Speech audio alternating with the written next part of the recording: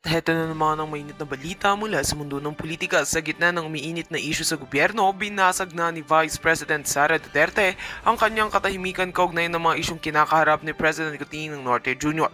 Sa isang matapang na pahayag, hindi niya itinanggi ang pagkadismaya sa umano'y mga katiwaliang kinakasangkutan ng kasalukuyang administrasyon. Nag-viral sa social media ang isang video na sinasabing ebidensya ng katiwalian sa Malacanang. Ayon sa mga netizens, malinaw raw na may nagaganap na irregularidad sa pamahalaan.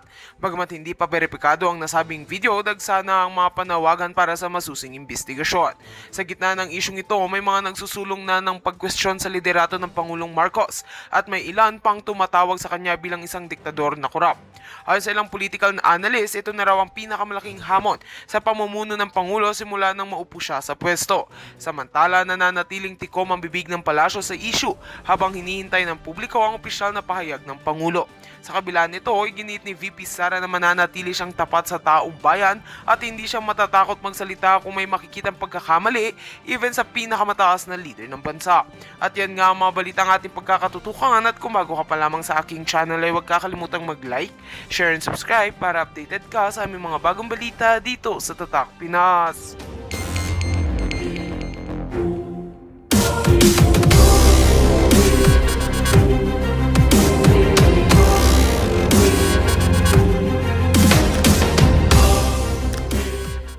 Waldes, kitang-kita sa video kung paano magnakaw.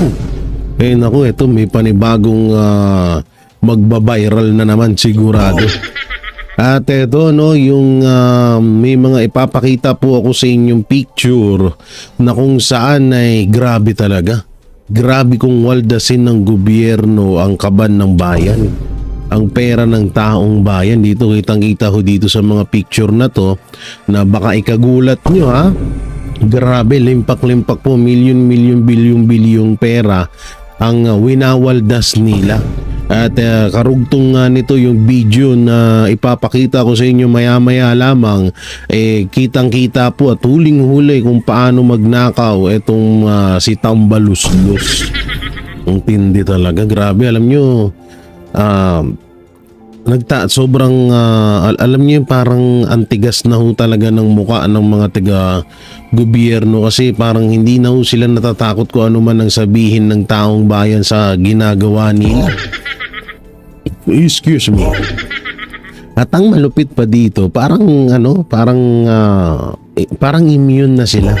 Parang sanay na ho sila na at wala na silang pakialam sa mga sasabihin ng taong bayan sa kanila. Ganyan sila kalupit. Oo, mga kaibigan, ako po pag eto nakita nyo, baka sabihin nyo, nga Jano, grabe. Mapapano ka na lang, mapapasana all ka na lang. Oo, mapapasana all ka na lang pag nakita nyo tong video na to. Siyempre, at ayun, pag-usapan na rin natin yung mapatungkol kay Pangulong Duterte na binaranga ni Attorney Salpanelo, na kung saan bakit parang nakikiusap tayo sa ICC kung manunumpa ba si Pangulong Duterte bilang mayor ng Davao City. At yung sinabi ni Marcos Jr. na dudubidap-dap, yung sinasabing bakit hindi na lang siya mag-resign dahil bagsak na naman po ang kanyang ratings. Bagsak na naman po ang kanyang tiwala ng taong bayan sa kanya. So ayan po yung mga pag-uusapan natin, at syempre may pabungad tayo dito. Ayan ba? Hindi. Mamaya pa yun. Mamaya pa yan. Ito. Ito ha. Yan gustong ipa-impeach. Merong 59 to 61% ratings ha. Trust rating. Samantalang yung nagpapa-impeach meron pong 14%. Martin Romualdez, wala pa sa kulangot to alikabok lang to sa trust rating ni Vice President Sara Duterte. Aba, makiramdam ka naman. Dapat parang nagtatago ka na lang. At ayun nga ang pinakamalupit pa dito, may isa akong papanood sa inyo na talagang grabe talaga. Alam nyo, dito ko napagtanto na wala talaga silang pakialam, kasi isipin nyo tayo yung nagpapasahod sa mga to, pero etong mga taga-gobyerno yung desisyon kung sino yung mga kukunin nila na hindi naman nakakatulong sa pag-unlad ng Pilipinas. O katulad na lang nito, anak ng Teteng, o tiri mo, hindi nakakaya to. Ikaw nagpapa-impeach 14%, samantalang yung ini-impeach 59 to 61 to 61%. Ang lupit mo, tamba. Samantalang meron pa ditong isa tayo papakita sa inyo. Ito, no, yung bakit ganito to? Parang pool to, no? Hindi ko lang siguro na-download yung ano. Pero ito, yung mga Tulpo family ay kinansilan na po ang kanilang suspension. Hindi ako nagkakamali, suspension sa ano, sa tawag dito sa, di ba, nung nakaraan na mainit ang usapan sa Duterte Youth na ayaw iproklama ng COMELEC. Pero itong mga to na iproklama kahit may mga kaso daw. Sabi nila lang naman yun. So kung tindi talaga, no, palakasan, sana all malakas sa COMELEC. Oo, wala talagang kwenta yung boto natin, no? Buboto tayo tapos COMELEC magdidesisyon, wala din. Samantala, mapunta tayo dito sa sinabi ni Attorney Sal Panelo mapatungkol ho dito sa ICC sa issue mapatungkol kay Pangulong Rodrigo Roa Duterte. Panoorin po natin pahintulot ng ICC sa panunumpa ni PRRD. Yan, panoorin natin to. Pasok, Kyle. Pinagtataka ng isang dating opisyal ng Malacanang kung Franco bakit pala. kinakailangan pang humingi ng pahintulot ng gobyerno ng Pilipinas sa International Criminal Court para sa panunumpa ni dating Pangulong Rodrigo Duterte bilang alkalde ng Davao City. Alamin natin ang sentimiento ng dating palace official sa report ni Carlo de la Peña. Kinwestiyon ng dating Chief Presidential Legal Counsel, Attorney Salvador Panelo, ang paghingi ng pahintulot ng Department of the Interior and Local Government o DILG sa International Criminal Court o ICC upang makapanumpa si dating Pangulong Rodrigo Roa Duterte bilang alkalde ng Davao City. Para sa dating opisyal ng Malacanang, hindi na kinakailangang humingi ng pahintulot mula sa ICC, lalo na't wala namang itong jurisdiksyon sa Pilipinas. Ano naman pakialam ng ICC sa pagsusumpa ng isang mamamayang Pilipino na nanalo dito, landslide pa sa ating bansa? Bakit ba masyado kayong deferential sa ICC? Yung sinasabi niyo na walang jurisdiction eh. Kung walang jurisdiction, bakit ka pa magpapaalam? Tama. Sabi pa ni Attorney Panelo, iisa lang ang layunin kung bakit ginigipit ang pamilyang Duterte. Ganun lang ako kasimple yung logic. Lalo lang yung pinapatunayan na talagang ang goal ninyo ay sirain ng mga Duterte, yung mga kamang Duterte. Ang goal ninyo ay 2028. Matagumpay ang Sa bagay, sinabi din naman ni Marcos yun sa video niya na mag-usap-usap na lang daw lahat sa darating na 2028. Talaga to si Marcos, di nag-iisip kahit kailan.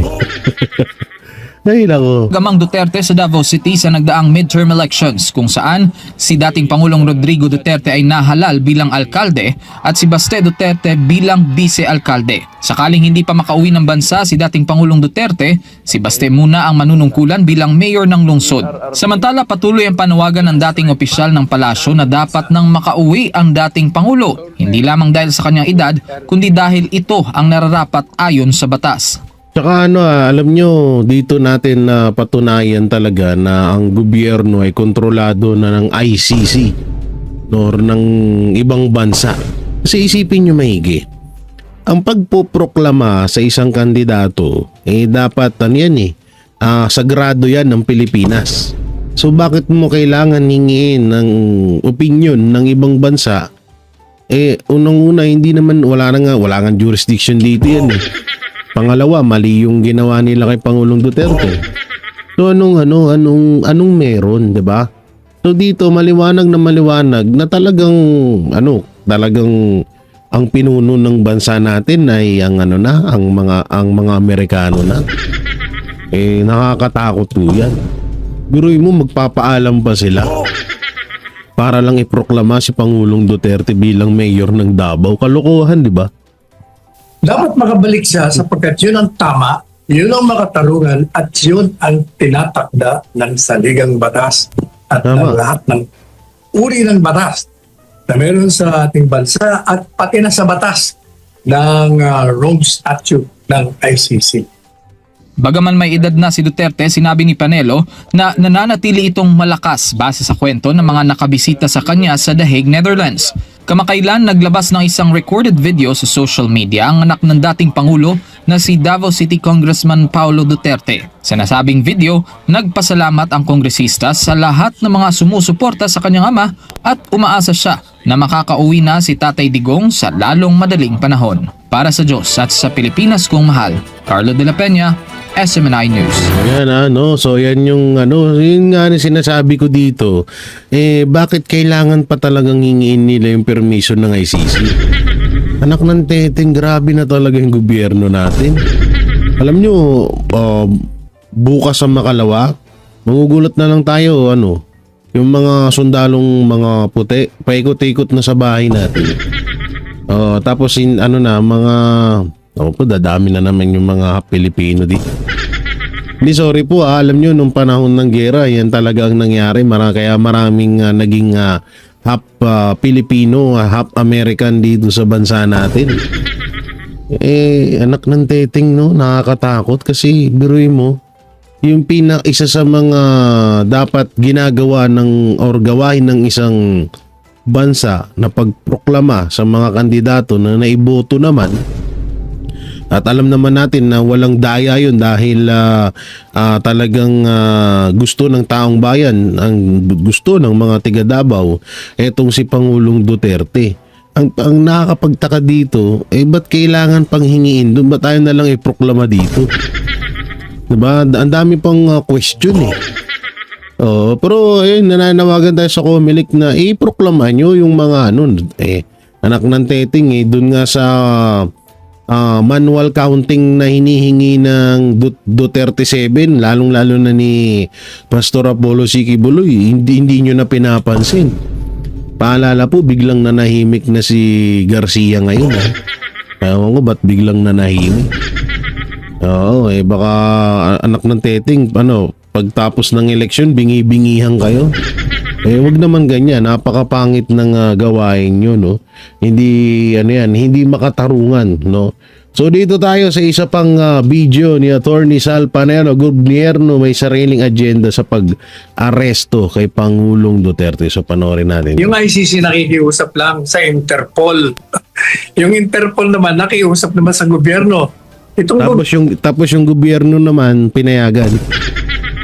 Lupit. Gobyerno sa harap ng kanilang pagtanggi na walang may jurisdiction, tinatanggi nila yun, paulit-ulit, pati sa United Nations. May tinuloy pa rin nila. Ano ibig sabihin nun? Ibig sabihin, may agenda kayo. Anong agenda nyo? Gusto nyong tanggalin si Presidente Duterte rito sa Pilipinas. Dahil ang paniniwala nyo, kung wala siya rito, mawawala ang kanyang lakas at impluensya. Kaya alam nyo yung sinabi ni Attorney Sal Panelo na yun, totoo yun. Hindi kasi talaga, alam nyo kung mapapansin nyo, ang dami talagang paraan ng gobyerno para yung tipong paraan ba na paraan na kaya gusto nilang mawala si Pangulong Duterte. Una-una, yung galit ng mga Pilipino. Kasi hanggat nandito si Pangulong Duterte, hindi ko naman sinasabi na pinupush ni Pangulong Duterte yung namagalit ang mga Pilipino kay Marcos. Kaso alam naman na natin yun na si Marcos Jr. talaga ang gumagawa sa sarili niyang pangalan nun. Kung bakit nagagalit ang mga Pilipino ngayon. Ikaw ba naman magsalita ng dip-dip? Ibis na dip-dip.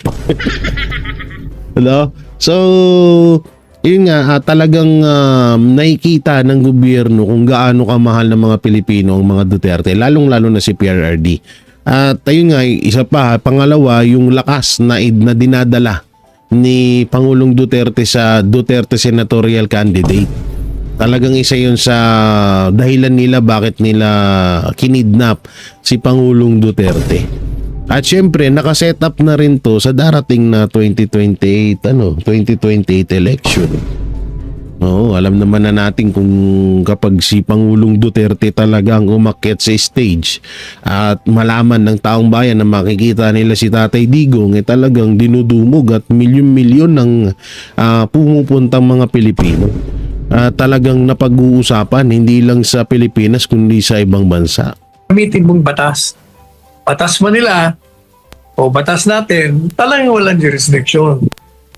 Kasi sa kanilang batas, sinasabi na kung meron silang warrant of arrest at meron silang papa-arestuhin na tao, kailangan padaanin mo na sa hukuman para may pagkakataon ng judicial relief yung inaaresto. Pero hindi nila pinadaan yan. Pag tinignan mo naman dito sa atin, sa ating extradition law, ganun din ang sinasabi. Kailangan dumaan ka rin sa batas. Lahat yan hindi nila ginawa. At saka doon sa column ko ay sinasabi ko rin doon na yung pinaka-importante sa lahat, yung principle of complementarity ay hindi nila sinunod. Ilang paulit-ulit na nating sinasabi kahit ang gobyerno. Nung gusto nilang pumasok, sinasabi na ng gobyerno natin sa pamamagitan ng Solicitor General noon na wala kayong jurisdiction sa amin kasi yung complementarity rule na sinasabi na pwede lang kayong pumasok kung walang kakayahan ang isang bansa na usigin ang mga nagkamit ng krimen against humanity. O kung may kakayahan man, ayaw, unwilling. That's the only time you can come in. Hindi nga dahil mismo yung Secretary of Justice sa isang speech niya sa United Nations, sinabi niya na malusog ang aming bansa, gumagana. Pero gumagana, pagkatapos papapasukin mo isang dayuhan. Kaya nga doon nga siya napagtantong tanga siya. Pero yung laging niyang pinagmamaya mo, maganda ang Pilipinas, masagana ang Pilipinas, okay yung batas. Tapos palaging sinasabi ng mga, kalalo na nung magkapatid na Rimulya, na ang ganda daw ng batas ngayon. Yung mga dapat daw managot, napapanagot daw. Pero anak ng teteng, nung yung Pilipino na yung uusigin dito dapat sa Pilipinas, ibinigay nyo sa ibang bansa dahil wala kayong respeto sa batas ng Pilipinas. Diba? Doon sila nasusukol eh. Kaya nag-recuse. Ibig sabihin na nag-recuse, ayaw ipagtanggol na Solicitor General yang mga dinibanda namin sa petition for writ of habeas corpus kasi magiging inconsistent. Kaya sabi namin, wala talaga kayong jurisdiction. Ito naman gobyerno natin, pinagpipilitan din na wala silang ginawang mali. Kasi daw, doon sa Republic Act 9851, sinasabi doon na pag nag-iimbestiga daw tayo ng mga akusado crimes against humanity at hiningi sa atin ng isang dayuhang tribunal gaya ng ICC, meron tayong option na ibigay sa kanila. Yun ang ginagamit nila. Pero ang problema, hindi nila binabasa ng gusto yung provision ng Republic Act 9851. Ay, klarong-klaro doon. When in the interest of justice, o madalit sabi, kailangan makatarungan. Magiging makatarungan ba yung malusog ang iyong sistema legal?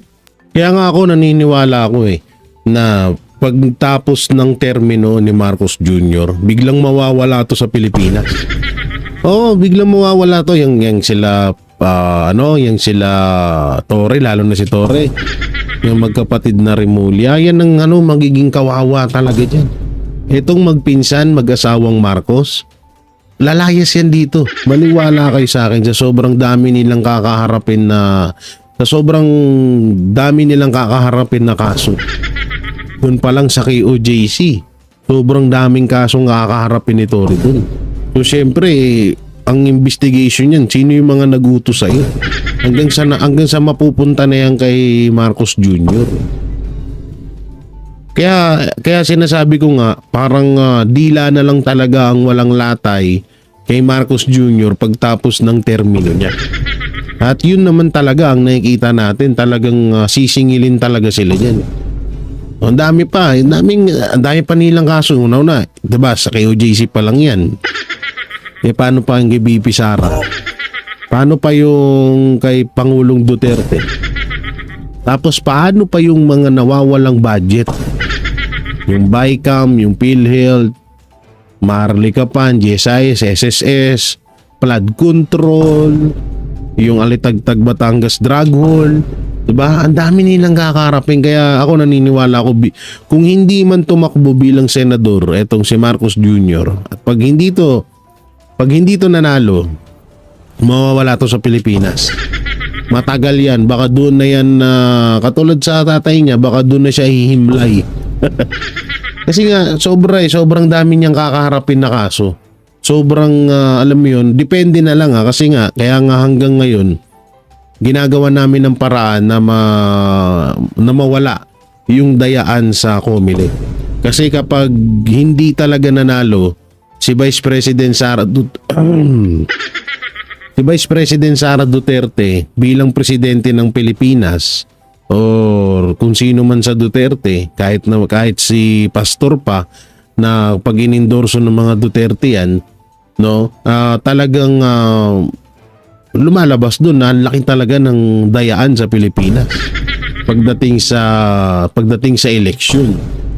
Diba? So ngayon pa lang sinusolusyonan na namin. Pinaglalaban na namin na mag-manual counting at tanggalin na yung automated counting machine na yan. Bumalik na lang tayo sa manual counting, mas okay pa. Biruin mo 18 million overvoting, katarantaduhan. Kaya ako kinakabahan ako diyan pagdating ng 2028 election eh. Kasi sa lahat ng ratings bagsak etong si Martin Romualdez. Tapos pagdating ng 2028, biglang tataas ang ratings niya. O sabihin na natin hindi, bigla siya yung mananalo bilang presidente, kapaktay tayo dyan. Inumpisahan mo na yung investigasyon o kung hindi man, uumpisahan mo dahil kayang-kaya.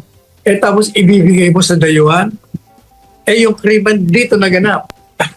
Ang biktima dito, ang umasado, Pilipino. Tapos di ipapabaya mo, maglilitis mga dayuhan. Hindi ba? Doon lang sira na kagad. Pangalawa, meron din nakalagay sa 9851.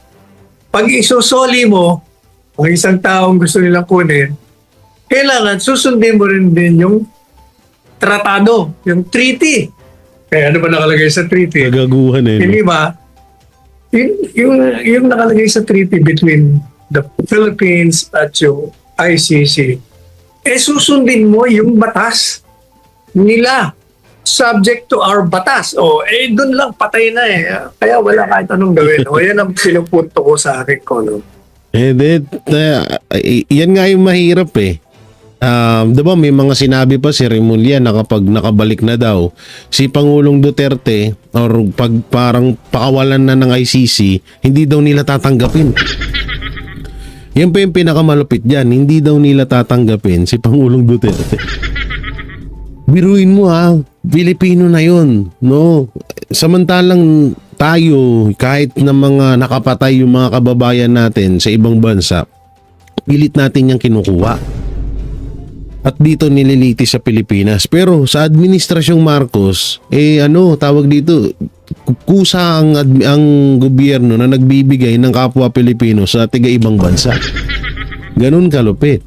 Kaya nga kung ang nabansagan na worst president na si Ninoy Aquino na nagpatayo ng tulay na walang ilog, si Ramos na tinatawag na si Boy Benta, ito naman si Marcos Jr. naman ang may tinaguri ang the weak leader of the world, of the Philippines in history. Ganyan talaga yung mangyayari dyan. And Attorney Sal, I appreciate how you highlighted at the beginning of the column. And gusto ko rin pong basahin para po sa mga kababayan natin na hindi pa po klaro ito or hindi pa po nai-inculcate sa kanila. Because you said here that DOJ Secretary Jesus Crispin Remulla himself, who in Yan na. a speech before the United Nations Human Rights Council on March 2, 2023, declared that the ICC has no jurisdiction whatsoever because the Philippines has a fully functioning justice system. So we will just read out the quote, Attorney Sal. We have a working justice system. That is a cornerstone of our accountability mechanism. Our prosecutors and courts are ready, able, and willing to prosecute anyone if the evidence so warrants. We at the Department of Justice, through our Witness Protection Program, are on the ready to handle and protect victims of and witnesses to violent crimes, including EJKs. Yet we draw the line as any sovereign state must when an international institution overreaches and departs from the boundaries of its creation. On this context, the Philippine government rejects the ICC's decision to resume investigations over alleged crimes committed during the anti-illegal drug campaign. The Philippines has a fully functioning justice system. Under the complementarity test, the ICC therefore has no jurisdiction over Filipino citizens whatsoever. So yan, just a reminder sa ating pong mga kababayan, Attorney Sal, na hindi pa po klaro sa kanila kung ano po talaga yung stand ng mga opisyal natin sa gobyerno even before the arrest of former President Duterte. Yun na, yun ang kanyang speech sa United Nations. Sabi niya, walang jurisdiction na ICC dahil malusog ng ating sistema legal. Pagkatapos, pinaresto nila. At sila, actually, hindi nga ICC. Yung ICC nakikiusap lang sa Interpol. Yung Interpol naman, nakiusap naman sa gobyerno. Itong gobyerno, sa harap ng kanilang pagtanggi na walang jurisdiction, na may jurisdiction, tinatanggi nila yun, ha? Paulit-ulit, pati sa United Nations. May tinuloy pa rin nila. Anong ibig sabihin nun? Ibig sabihin, may agenda kayo. Anong agenda nyo? Gusto nyong tanggalin si Presidente Duterte rito sa Pilipinas. Dahil ang paniniwala nyo, kung wala siya rito, mawawala ang kanyang lakas at impluensya. Pinasinungalingan na nga kayo sa eleksyon Kahit wala siya rito nakakulong, tinalo kayo. Tinalo kayo ng mga sambayan ng botante. Ha? Pinabagsak lahat ng mga kaalyado nyo, yung mga lantaran, yung mga lantad. Kaya nga ako talaga diba, katulad ng sinabi ko, hindi kami nagkaiba ng sinabi ni Atty. Sal, diba? Na talagang yung nangyaring eleksyon na yun yung pinakasampal kay Marcos Jr. Ayun yung pinaka-ebidensya na, oy Marcos, wala na kaming tiwala sa'yo. Biruin mo, dapat dapat yung nangunguna at yung maging number 1 na mga senador, dapat manggagaling yan sa alyansa. Kung sila talaga kung malakas talaga si Marcos Jr. Kaso kitang-kita biruin mo 27 million ang bumoto kay Senator Bongo. Yung pangalawa, kakamping pa. Alam naman natin na daya alam naman natin kung ano na nangyari doon, na bakit pumasok yung dalawang kumag na yan. Pero kung iisipin nyo, napakalaking sakit nito, kaya nagbabait-baitan nito si Marcos ngayon. Kasi yun talaga yung sumampal talaga sa kanya. Pero mo kung ano-anong paninira, kesyo dumadanak daw yung dugo. Dami daw binibenta daw yung Pilipinas sa West Philippine Sea. Tapos anak ng teteng, pagdating ng halalan, 27 million ang senator ni Pangulong Duterte. Yun nga lang, ang masamang nangyari nga lang doon, hindi nakapasok lahat, lalong-lalo na si Pastor. So, tutusin nga, ulit-ulit na namin sinasabi na hindi naman din talaga big deal kay Pastor yan. Kaso nga lang, talagang obvious yung naging dayaan. Kaya nagre-request si Pastor Apollo Sikibuloy na magkaroon ng manual counting na sinusuportahan naman ng mga Pilipino ngayon. So yan, Atty. Sal, ha. Salamat sa nyo. Samantalang dito na tayo. Etong malupit. Asan yan? Uy. Ito lang, ito ba yun? I-edit lang natin yung yung laki ng ba't sumobra naman laki nito? Grabe naman to, Talagang pinahirapan pa talaga ako nito, hindi ko na set up ata. Oo, nakalimutan kong i-set up, no? Oo, pero ano, ayusin natin na sana. Okay, ayusin natin. Panahon na ng pagbabago. Biglang kinanta no? Ayusin natin. Ito na, ayusin na natin. Yan na. Ha. Saglit lang. Tao lang, ha. Nagkakamali. Hindi ko naman nakalain na ganito yung mangyayari. Ito, ha. Babasahin natin to, tapos papakita natin yung pinaka-picture. Ng mga ito, no? So, ito, no? Highest paid. Ilak natin yan. Highest paid government official in 2024. Nangunguna si Bangko Sentral ng Pilipinas, BSP, Gobernador Eli Remolona sa listahan ng mga government official na may pinakamatataas na sweldo para sa taong 2024 based sa report on salaries and allowance ng Commission on Audit or tinatawag na COA. So eto po yun. Yan. Sorry. Ito na naman tayo. Mag-edit na naman tayo ng rito. Kapos yan ha. Grabe to. Malupit tong na to. Asan ba't nakatago yan? Ito lang. Yan ha. Tingnan natin ha. Tingnan nyo. Grabe. Sana all. Mapapasana all ka na lang talaga sa mga to. Oo, alam mo yung sinasahod nila kahit ilang taon nating pagpaguran to sa sa tawag dito sa Pilipinas, di yata natin to magagawa. Ito po ha. Tingnan nyo ha. From ano po ito ha. Baka sabihin nyo, fake news yan. Ito, titingnan natin kung saan siya galing. Tingnan natin ha. News 5 ha. Highest paid government official in 2024. Kitang-kita ha. So, baba natin para magkasya. Unahin po natin ang pinakamababa. Pinakamababa po ha. Mario Lopez, SC. Na sumasahod po per month. Ano ba to? Per month, per year. Sige, sabihin na natin per year. Para hindi naman sila lugi. Pero sobrang laki pa rin. Meron pong 19.55 million. At ito po, si Mamerto Tangonan, BSP, na merong 20.90 million. Andyan din po si Alejandro Tenko Pagcor.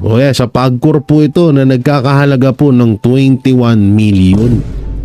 Andito rin po si Ramon Paul Hernando, SC din, na merong sahod na 21.32 million. Andito rin si Mercado. Nandito pa yung tito ko na nag-resign na din. Meron po dito na 23.m million pesos. Benjamin Jokno, BSP, na merong 23 million. Eduardo Bobier na merong 23 million. At hindi na natin babasahin po lahat, pero ito po ang tumataginting na si Eli Romolona, BSP, na merong 47.96 million. Palakpakan. Ang tindi nito mga kaibigan. Grabe, sobrang yaman. Ako, sige, sabihin na natin ha, sumahod man ako sa isang buwan ng 1 million. Sobra-sobra yun. Pero eto, tingnan mo, 47 million. Grabe, sobrang yaman po ng mga taong pinapasahod natin. Sasabihin ko sa inyo kasi, etong sinasahod ditong mga to, galing po yan sa pera natin. Biruin mo kung pagsasama-samahin nyo lahat yan, malaking tulong po yan para sa mga kababayan natin, lalo na yung sa panahon ngayon na tag-init, na maraming nasusunugan sa iba't ibang panig ng Pilipinas. Gasino na, ay naku po, ang tindi ang sarap maging government official. Mapapasana all ka na lang talaga. So dito pa, meron pa tong asan na yan? Meron pa tayong isa dito.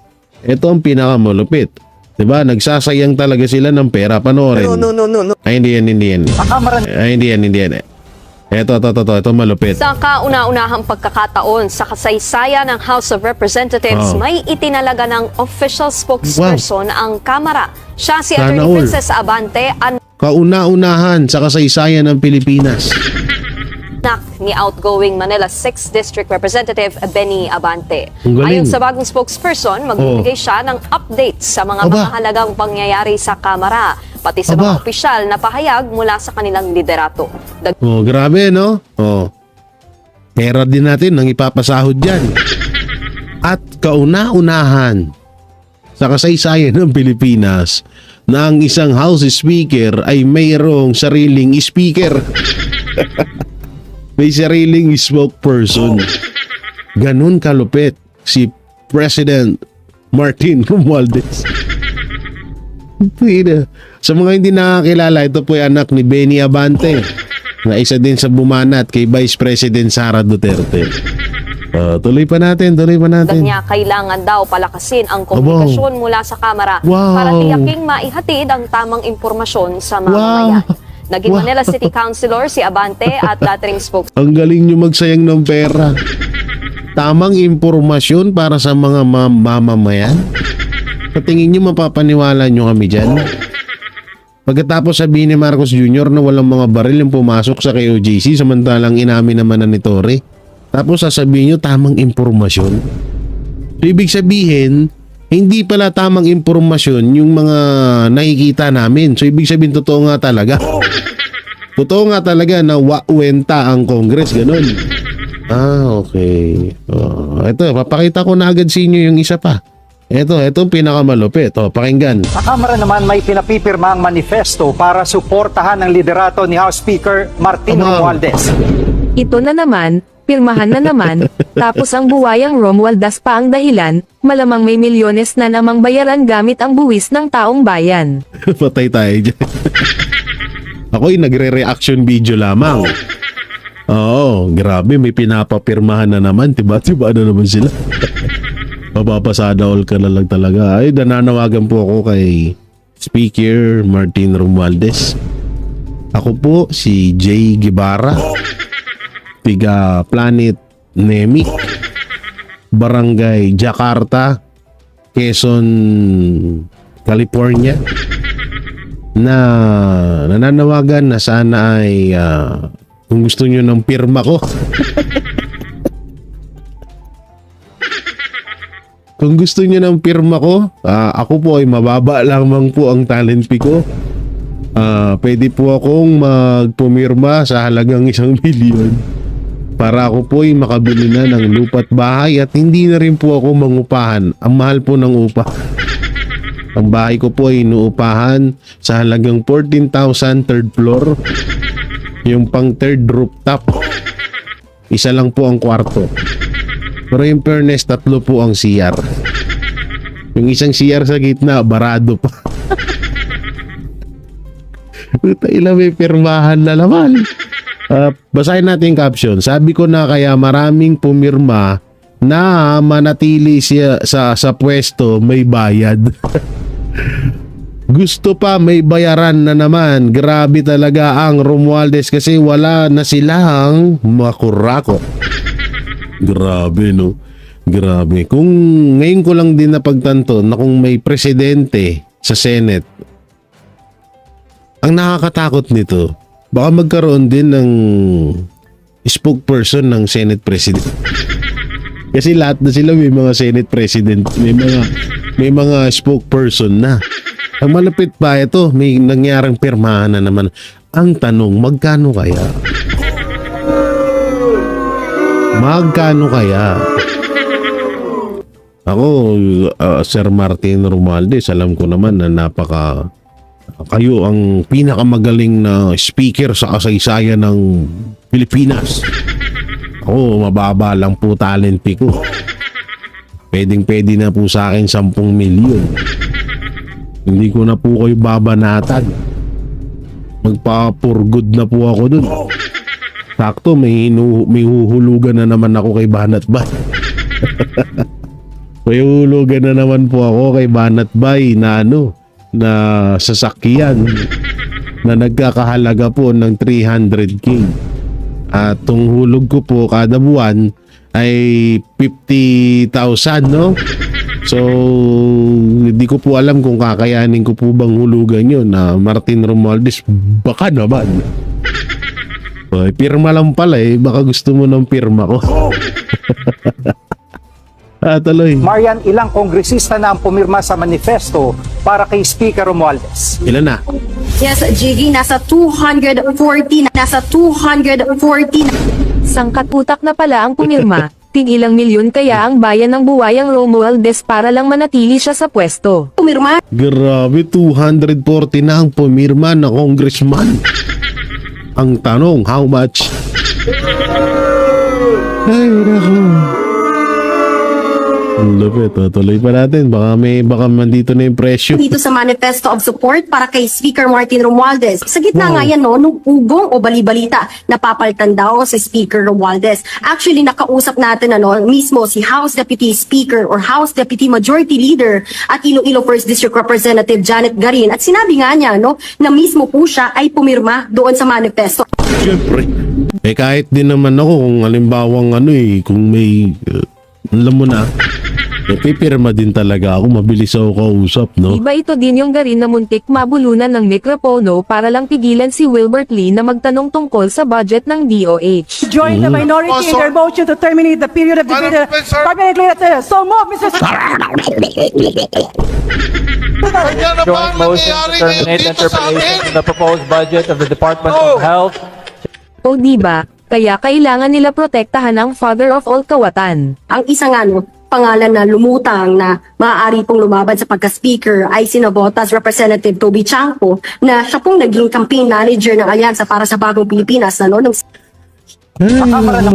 Grabe talaga, lupit mo. Palakpakan natin sila.